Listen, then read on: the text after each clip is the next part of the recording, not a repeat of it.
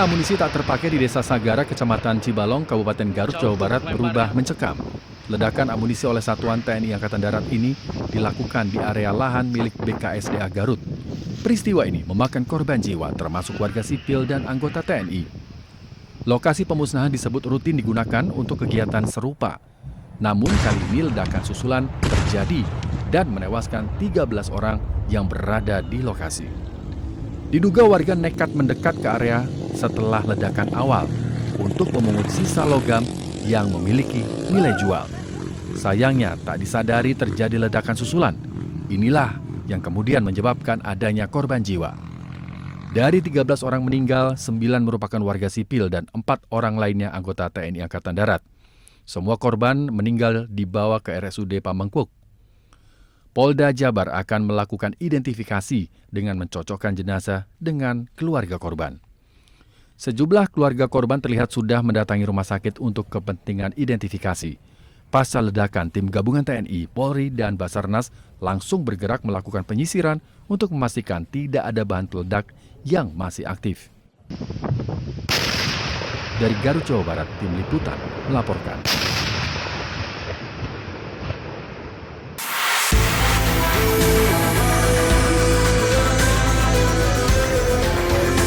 Jenazah anggota TNI yang bertugas di gudang Pusat Amunisi 3, Pusat Peralatan TNI Angkatan Darat, selesai diidentifikasi di RSUD Pamengpeuk, Kabupaten Garut, Selasa dini hari.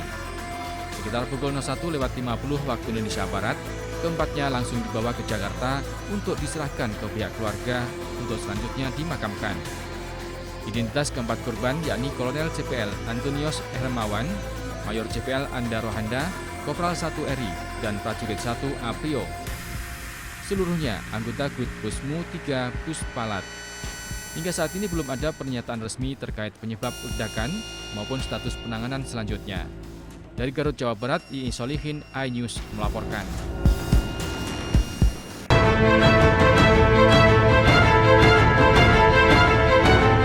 Bayi yang baru berumur 2 bulan di Mataram, Nusa Tenggara Barat ini alami luka lebam di bagian mata kanan dan dada. Ironisnya, bayi malang tersebut diduga dianiaya ayah kandungnya. Usai menerima laporan ibu korban, unit PPA Satreskrim Polresta Mataram langsung meringkus pelaku PR. Saat diinterogasi, pelaku yang berprofesi sebagai pengamen ini mengaku tega menganiaya anaknya karena kesal sang anak tak henti menangis. Sementara saat kejadian, sang istri sedang keluar rumah. Meski sempat kritis, nyawa korban bisa diselamatkan dan masih dirawat intensif di RSUD Kota Mataram. Memegang pantatnya dan memegang pahanya dengan maksud bertujuan untuk menenangkan bayinya atau menenangkan anaknya. Yang bersangkutan sebagai ayahnya merasa kesal dan dipukul mata sebelah kiri sebanyak 3 kali, serta dadanya dicubit dengan kuku dan telapak dicubit sebanyak 3 kali karena ada.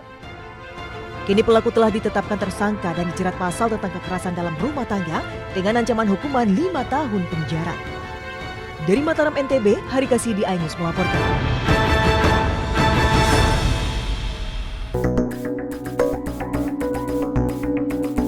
Ketegangan terjadi antara warga lokal yang tengah menggelar event layang-layang dengan seorang pria dan wanita warga negara asing penghuni sebuah villa di Tabanan, Bali. Kedua pihak terlibat cekcok setelah penghuni villa memprotes aktivitas warga memainkan layang-layang yang dianggap mengganggu kenyamanan mereka. Selain suara berisik, sang WNA keberatan dengan tindakan sejumlah warga memarkir kendaraannya di dekat villa tempatnya menginap. WNA tersebut bahkan menyemprotkan air ke arah warga meski berusaha dilerai warga lainnya. Beruntung, cekcok ini tidak berujung tindak kekerasan dan polisi masih menyelidiki insiden yang melibatkan warga negara asing dan warga setempat tersebut.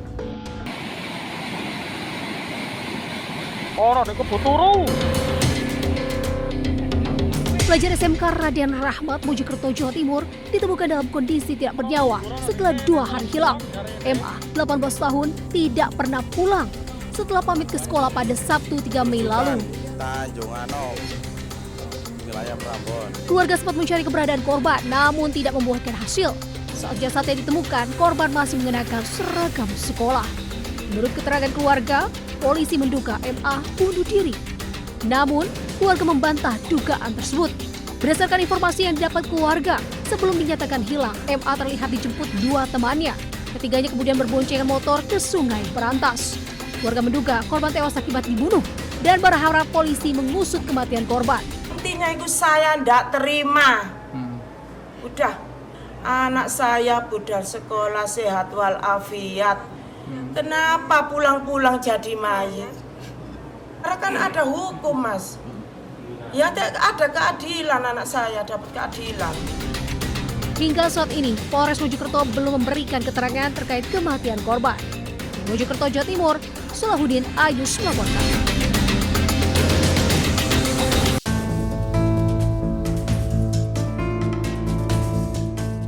Dengan tertati-tati, kakek lansia ini berjalan menuju ke ruang perawatan sebuah klinik kesehatan di Kabupaten Blitar, Jawa Timur. Di klinik ini, sejumlah lansia dirawat diduga akibat keracunan makanan yang disajikan saat para lansia ini mengikuti layanan posyandu lansia di Desa Sidomulyo, Selorojo, Kabupaten Blitar. Total 60 lansia mengalami keracunan, dirawat di sejumlah rumah sakit dan klinik. Mereka merasakan mual, muntah, dan pusing usai menyantap bubur kacang hijau. 60 orang yang sebagian masih terawat di rumah sakit dari 3 titik, mulai dari Selorjo sampai di Belingi. Ya laki-laki perempuan terserang, yang anak satu Pak itu masih hamil, kondisi hamil. Saat ini sebagian besar lansia telah diizinkan pulang setelah kondisi kesehatan mereka membaik. Polisi telah menyita sampel sisa makanan penyebab keracunan untuk diperiksa di laboratorium. Dari Blitar, Jawa Timur, Robi Ridwan, iNews melaporkan.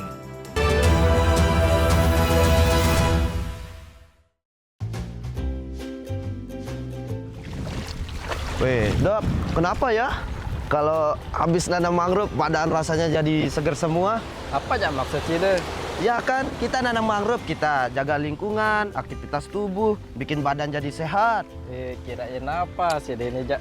Intinya, apa yang saya kasih tahu tadi itu, kita harus jaga dengan baik-baik. Nggak kayak kemarin saya lihat orang beli rokok ilegal, padahal itu sangat bahaya itu. Emang kenapa kandungannya nggak bagus ya? Jadi, rokok ilegal itu sangat berbahaya buat kesehatan kita. Iya juga sih. Iya, tanya dong, kenapa? Emang kenapa? Pertama, rokok ilegal pengawasannya nggak jelas. Kedua, rokok ilegal itu tidak membayar pajak, dapat merugikan negara. Iya juga sih, masa kita udah melestarikan lingkungan, jaga kesehatan, masa mau dirusak rokok ilegal? Oleh karena itu, sekarang kita harus pilih rokok yang jelas legal. Kayak cari jodoh, masa mau yang nggak jelas? Iya, benar gitu dah. Apa kalian ketawa-tawain tadi? Iya, ini kita ngomongin jodoh. Salah, rokok ilegal. Nah, pas kemarin saya dapat penyuluhan terkait dengan rokok ilegal. Salah satu di antara ciri-ciri rokok ilegal itu tidak ada pita cukai dan harganya lebih murah. Oh, gitu. Makanya rokok itu yang pasti-pasti aja, sama kayak cari jodoh. Tutor dong gimana cari jodoh yang pasti, Pak. Nah itu nanti kita bicarakan. Berapa SKS? Berapa SKS, Pak? Update informasi terlengkap menuju prime time berkualitas bersama iNews. Selamat sore pemirsa, Sukatani, Ramadan, Takjil, sahurnya, hari tua, puasa. iNews sore setiap hari. Di iNewsroom, hanyut, hipotermia, kartu pembunuhan, Sritex, iNewsroom setiap hari. iNews Prime 1 Ramadan. Penumpang bersenja. dugaan pengoplosan, iNews Prime Senin sampai Jumat. Wilayah malam, 6 profesi. Jawa Tengah, Gonggongan. iNews malam setiap hari hanya di iNews.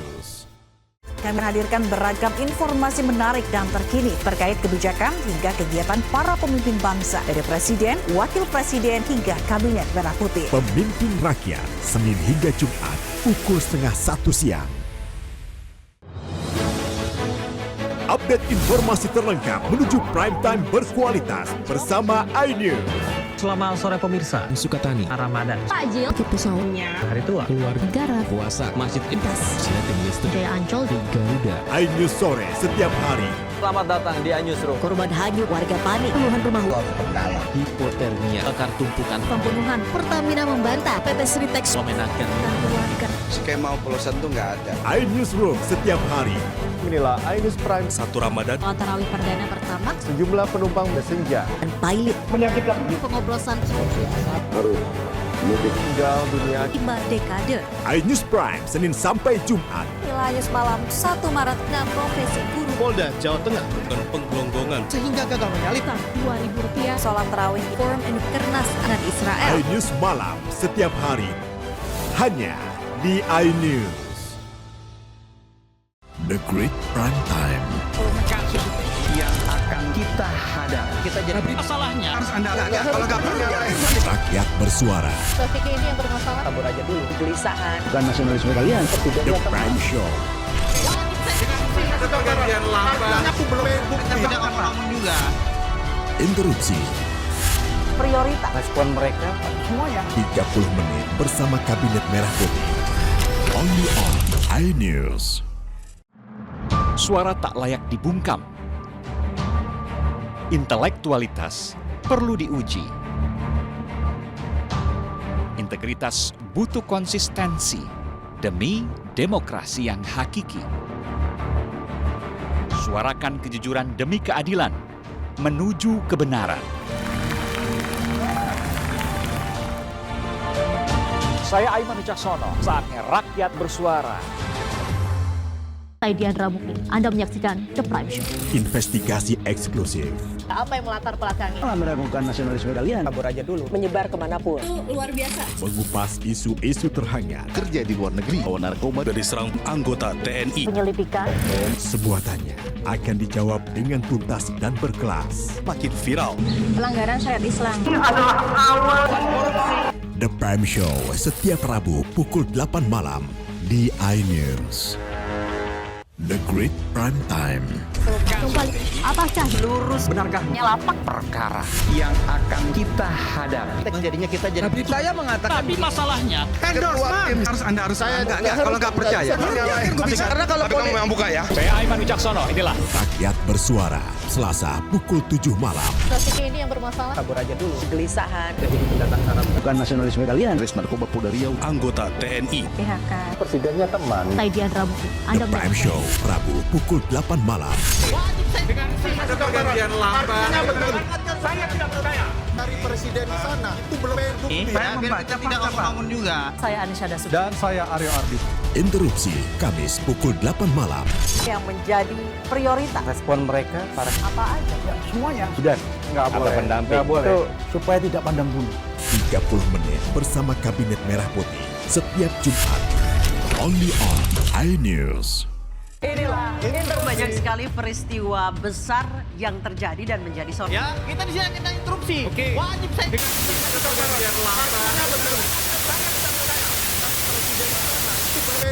Tidak. Itu hal yang wajar. Siapakah raja kecil yang dimaksud? Tidak ngomong juga. Konsumen korban lagi, nggak dapat barang sekarang kita. Nah, ini pengawasannya juga lemah. Ya Prosesnya belum selesai. Kan Anda mengoreksi. Dia lihat ke tempat lain. Jangan dipotong, Bang. Interupsi hanya di iNews. Weh, Dok, kenapa ya? Kalau habis nanam mangrove, badan rasanya jadi seger semua. Apa aja maksudnya? Ya kan, kita nanam mangrove, kita jaga lingkungan, aktivitas tubuh, bikin badan jadi sehat. Kirain apa sih ini, Jak? Intinya, apa yang saya kasih tahu tadi itu, kita harus jaga dengan baik-baik. Nggak kayak kemarin saya lihat orang beli rokok ilegal, padahal itu sangat bahaya itu. Emang kenapa kandungannya nggak bagus ya? Jadi, rokok ilegal itu sangat berbahaya buat kesehatan kita. Iya juga sih. Iya, tanya dong, kenapa? Emang kenapa? Pertama, rokok ilegal, pengawasannya nggak jelas. Kedua, rokok ilegal itu tidak membayar pajak, dapat merugikan negara. Ya juga sih, masa kita udah melestarikan lingkungan, jaga kesehatan, masa mau dirusak rokok ilegal? Oleh karena itu, sekarang kita harus pilih rokok yang jelas legal. Kayak cari jodoh, masa mau yang nggak jelas? Iya, benar gitu dah. Apa kalian ketawa-tawain tadi? Iya, ini kita ngomongin jodoh. Salah, rokok ilegal. Nah, pas kemarin saya dapat penyuluhan terkait dengan rokok ilegal. Salah satu di antara ciri-ciri rokok ilegal itu tidak ada pita cukai dan harganya lebih murah. Oh gitu. Makanya rokok itu yang pasti-pasti aja, sama kayak cari jodoh. Tutor dong gimana cari jodoh yang pasti, Pak. Nah itu nanti kita bicarakan. Berapa SKS? Berapa SKS, Pak?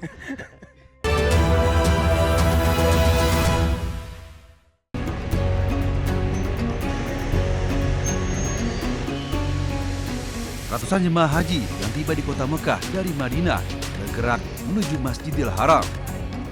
Umrah wajib ini adalah rangkaian dari tahapan haji, di mana jemaah mengambil haji tamattu, yakni mendahulukan umroh, kemudian ibadah haji dengan konsekuensi membayar dam atau denda menyembelih 1 ekor kambing.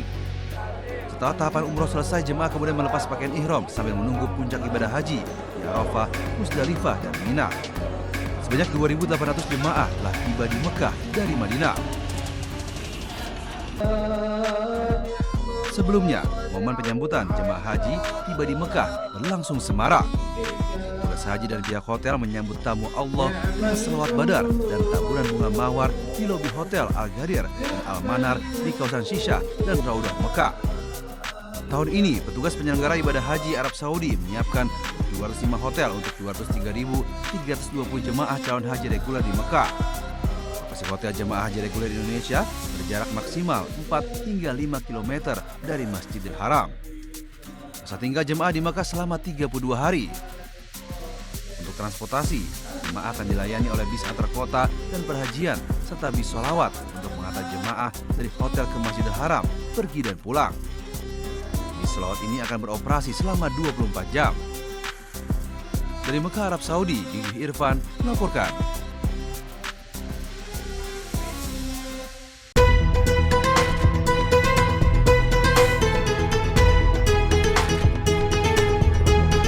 Di ujung selatan kota Madinah berdiri sebuah masjid dengan sejarah yang tak tergantikan. Bukan masjid terbesar, bukan pula yang paling megah. Namun disinilah cinta pertama Rasulullah Shallallahu Alaihi Wasallam kepada tanah hijrah bersemi. Nah, di belakang saya merupakan Masjid Quba yang merupakan masjid yang pertama kali dibangun oleh Rasulullah. Dan pada zaman Rasulullah, masjid ini tidak hanya untuk digunakan untuk sholat, tapi juga untuk mempersatukan umat muslim pada masa itu. Saat perjalanan hijrah Rasulullah dari Mekah ke Madinah, di desa Quba, beliau singgah selama 4 hari. Dengan tangan Rasulullah sendiri, dibangun masjid pertama dalam sejarah Islam. Bukan sekedar tempat ibadah, Masjid Quba menjadi simbol hijrah, transformasi, dan awal peradaban Islam yang penuh berkah. Masjid ini disebut dalam Al-Quran Surat At-Taubah ayat 108 sebagai tempat yang didirikan atas dasar takwa sejak hari pertama.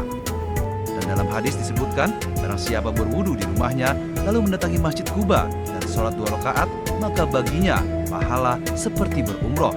Hadis riwayat Ibnu Majah. Masjid Quba telah direnovasi menjadi megah dan luas, namun ruh kesederhanaan dan cinta Rasul tetap mengalir di setiap sudutnya.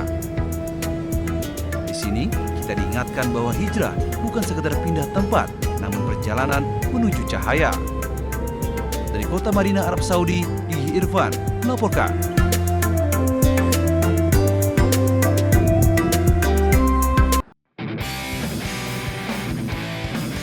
Marcelino Ferdinand menjadi pemain ABRO Timnas Indonesia yang pertama tiba di Indonesia. Marcelino terlihat bersama Asnawi Mangkualam dan rekannya yang lain berfoto bersama usai menjalani olahraga fisik di salah satu gym di Bali. Kegiatan olahraga lainnya juga diunggah melalui laman pribadinya Marcelino yang sedang berlari di persawahan.